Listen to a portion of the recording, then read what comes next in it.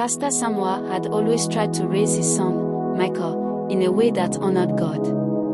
From the time Michael was young, he had been in church every Sunday, helping his dad with setting up chairs, passing out hymnals, and even singing in the youth choir.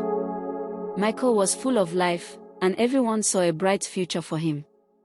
But things changed when Michael entered high school.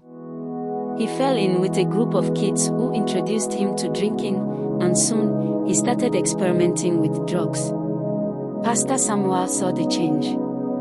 His once joyful son grew distant, barely coming to church, and often seemed troubled. Michael would disappear for days, ignoring his father's calls.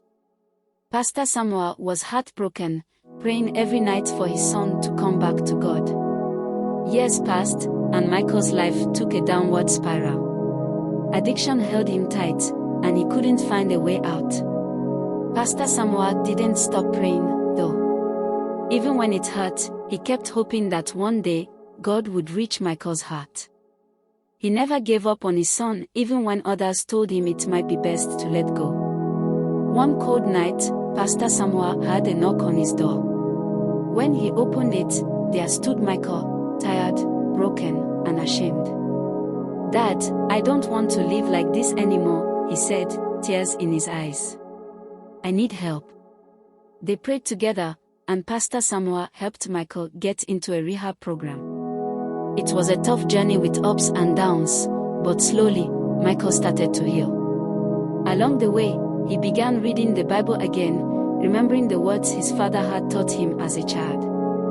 One Sunday, several months later, Michael came to church.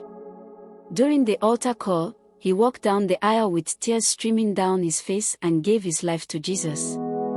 He was ready to let God be his guide. The church members welcomed him with open arms, and Pastor Samuel couldn't hold back his tears. God had answered his prayers. Michael was home, saved, and free. And this time, he was ready to live a new life in Christ.